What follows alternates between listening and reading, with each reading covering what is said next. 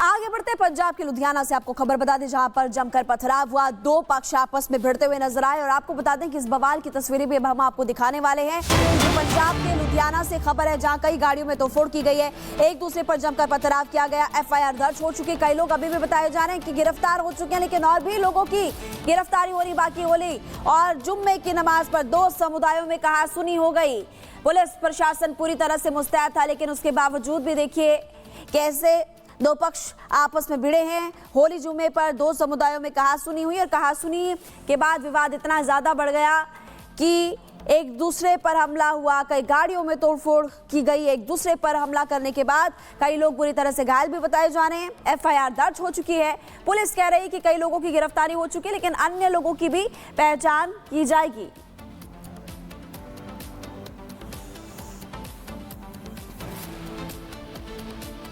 और अगली खबर अलीगढ़ से आपको बता दें, अलीगढ़ में सनसनीखेज वारदात सामने आई है। 25 साल के युवक की ताबड़तोड़ फायरिंग कर हत्या कर दी गई। बाइक सवार बदमाशों ने उस पर करीब 8 से 9 राउंड गोलियां चलाई, जिससे उसकी मौके पर ही जान चली गई। पूरी खबर आपको इस रिपोर्ट में दिखाते हैं।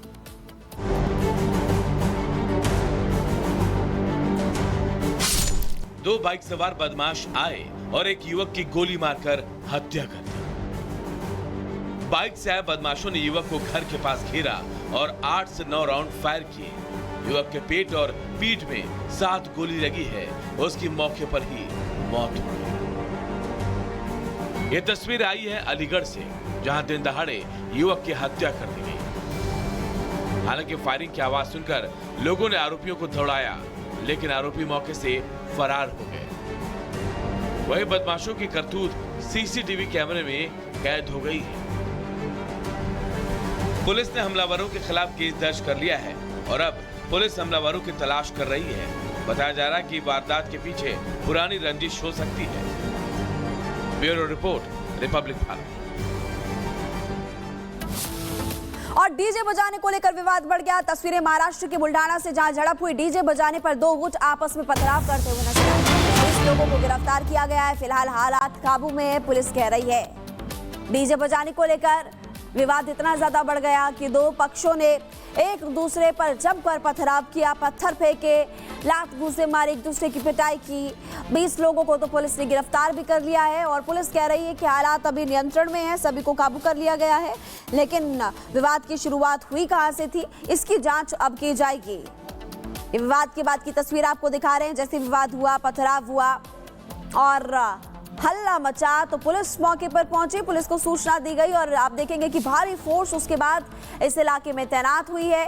आप देखिए, मैं इस डीजे बजाने को लेकर विवाद इतना ज्यादा आजकल बढ़ जाता है कि लोग एक दूसरे पर पथराव करते हैं, एक दूसरे की पिटाई करते हैं। और ये महाराष्ट्र की तस्वीरें आपको दिखा रहे हैं।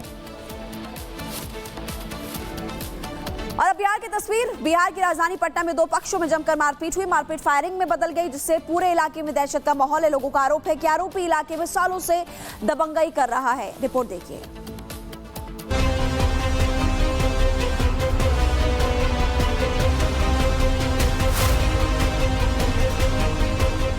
लोगों में आक्रोश है, गुस्सा है।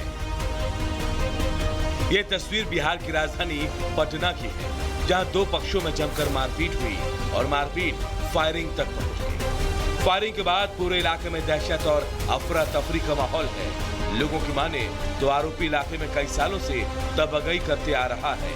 इतना ही नहीं, वो गैर कानूनी काम भी करता है। पहले आया यहाँ पर गाड़ी गलौज करने लगा, आदमी मना किया कि गाड़ी गलौज नहीं करो। उसके बाद ये लोग क्या किया कि मारा पीटी पे उतर गया। फिर मारा पीटी, फिर इधर से भी आदमी सब आके खड़ा हुआ, जब तक फिर ईंटा चलाने लगा। लोग भयभीत करके ये लोग चाहता है कि दहशत फैले रहे, कि मेरा धंधा दारू के कारोबार चलते रहे, इसमें कोई ऑब्जेक्शन नहीं करे।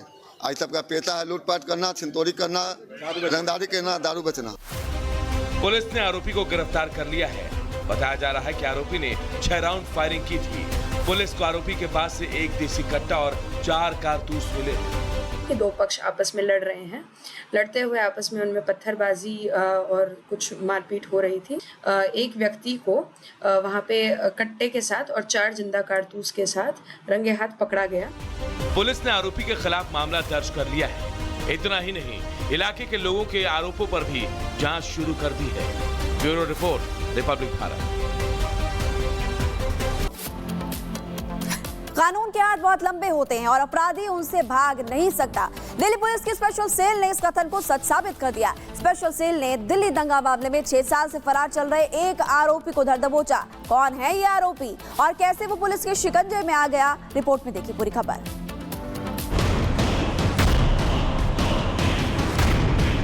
ठीक 6 साल पहले दिल्ली को दंगे की आग में झोंकने वाले कई आरोपियों पर लगातार कार्रवाई हो रही है, लेकिन इस कार्रवाई में दिल्ली पुलिस की स्पेशल सेल को बड़ी सफलता होली के दिन मिली। दिल्ली पुलिस की स्पेशल सेल ने वांटेड आरोपी मोहम्मद हनीफ को गिरफ्तार किया है। वांटेड आरोपी मोहम्मद हनीफ 6 साल से फरार चल रहा था। पुलिस ने उसके पास से आधुनिक पिस्टल और 5 जिंदा कारतूस बरामद किए हैं। हनीफ सीएए एनआरसी विरोधी दंगे में शामिल था। वो अपने भाई हारून के साथ मिलकर दिल्ली में हुए दंगों में शामिल हुआ, जो कि न्यू फ्रेंड्स कॉलोनी के पुलिस स्टेशन के अधिकार क्षेत्र में आता है। शर्जील इमाम और आसिफ इकबाल मामले में सह आरोपी हैं। हनीफ ड्रग्स कारोबार और आर्म्स एक्ट मामले में पहले से वांटेड था। पुलिस ने बताया कि मोहम्मद हनीफ मूल रूप से कूच बिहार, पश्चिम बंगाल का रहने वाला है। उसने न्यू फ्रेंड्स कॉलोनी स्थित जुलाना स्कूल से 10वीं तक की पढ़ाई की है। दंगों के बाद से फरार चल रहे हनीफ को स्पेशल सेल की टीम ने सुनियोजित तरीके से धर दबोचा। जानकारी मिली थी कि गाजीपुर गढ़ोली गांव के पास आरोपी हनीफ आने वाला है। हनीफ को पकड़ने के लिए स्पेशल टीम बनाई गई। जाल बिछाया गया और गांव पहुंचते ही उसे दबोच लिया गया।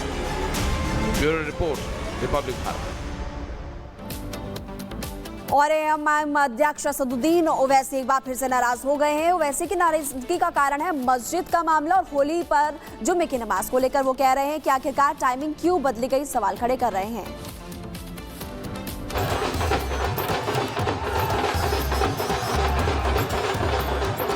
होली का त्योहार पूरे देश में बेहद शांतिपूर्ण तरीके से और झूमते नाचते बीत गया।